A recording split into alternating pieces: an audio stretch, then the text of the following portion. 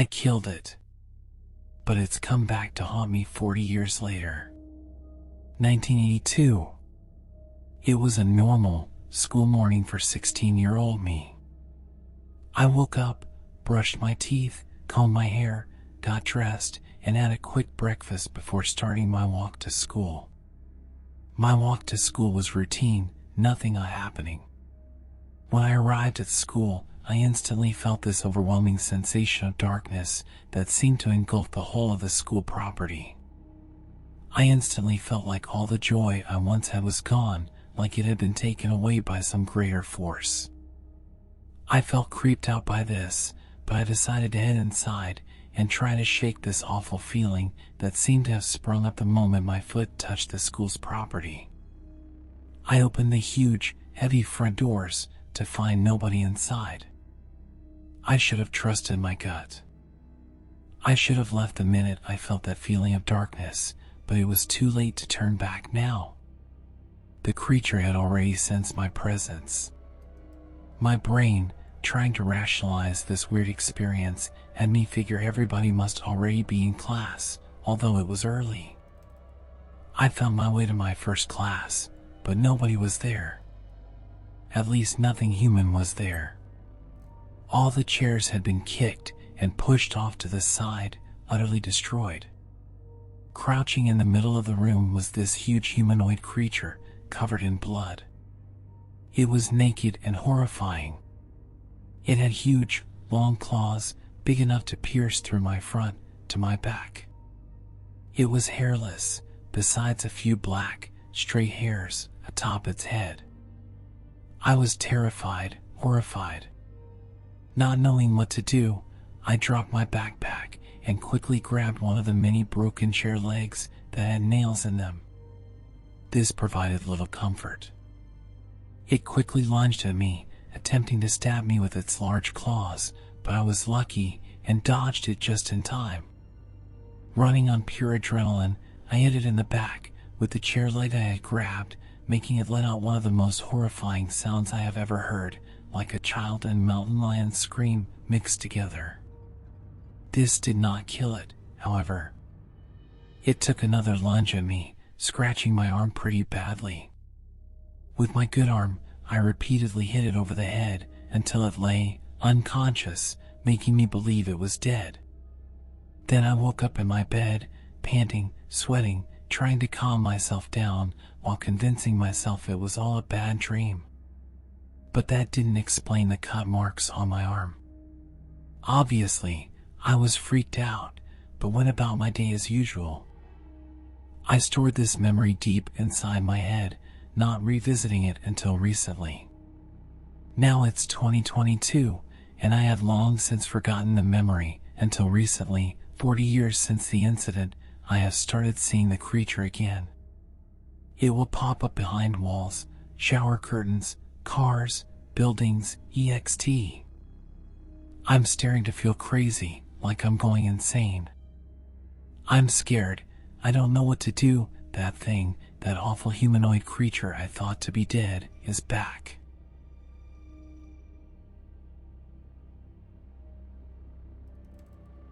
It's hot.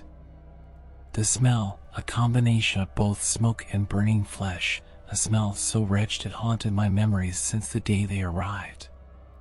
Starting on a normal day, a carefree day, the sun was shining, the windows were down, our second-story townhouse. Mom was in the kitchen baking a cake for my 6th birthday. Dad was prepping something special with a ribbon on top, a brand new bike, 2 black rubber handles, a slick red frame with lightning bolts all along the side. It was just what I wanted. My sister Kate was desperately trying to stop me from peeking. She said that it was a surprise that I could not look yet by any means.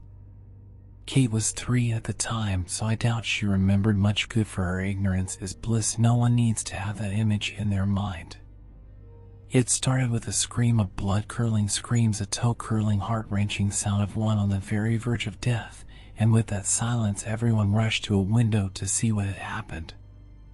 All along our street, neighbors, shopkeepers, and passerbys, they all stopped and watched as a figure coated in darkness stepped from the alleyway of Parker St. and presented himself, and what followed nearly killed us. The humanoid figure stepped closer and closer, looking around at all the gazing eyes. He smirked, as if this is what he wanted, but the closer he got, the more his features became clear to us. His skin had not formed all the way as it should have, with an extra eye on his forehead, and his height, which was clear to us, was monstrous, his mouth a gaping black hole, and as he stood between us in the middle of the street, we heard one word before my world changed forever: goodbye. Everything was a blur after as flames erupted from where he stood. My mother screamed as my father grabbed Kate and I and ran. Dad got us out the back door and we ran. What about Mom? What about our home? What about everything we ever knew? In the distance, our home erupted in flames, and everything we had ever known was gone. Screams would fill the air, and that day would be known as the begging of the end. November 6th, 2013. December 21st, 2023, 10 years had passed since the world went to shit. Dad managed to get us out of the city, but would later succumb to injuries he had received, yet he did not care to show us. We got to the outskirts of town before we were picked up by a fleeting family, and within days, we were in the hospital mourning the loss of my father as well as my mother. CPS showed up soon after, and we were placed under the protection of my mother's father.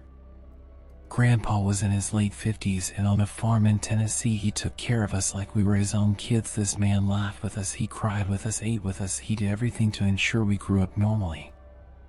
As years went by, we learned what happened that day, that they did not just appear to us, but to everyone all over the globe. Eyewitnesses claimed they just appeared out of nowhere, and like fairy tale monsters, they wreaked havoc throughout the world before simply disappearing without trace. Some of them, like the one we saw, were said to have magical abilities. Others had nothing but brute strength. As years went by, their presence grew. Accidents would happen daily. What happened to my parents and home had become the first of many. We lived peacefully. I was entering my last year of high school as Kate was just starting her high school adventure. We both went to the same school. We were a part of several extracurriculars, and I always made sure to drive us both home. At the end of the day, on days we did not have anything going on, we ran errands for Grandpa, let it be feeding the animals or going out to town for fresh milk. Whatever it was, we got it done. He was nearing 60, and although he could work, we would wish he would take a break and relax. We were big kids now. We could handle the farm work for him as well as our chores. We lived a good life. Nothing really happened this far out, so we lived without worry for the most part. Grandpa had an old Australian shepherd named Lily. She was nearing 10 years old and was fairly protective, so if anything were amiss she would let us know. The most we had were some kids down the street trying to sneak into the chicken shack, which got resolved fairly quick.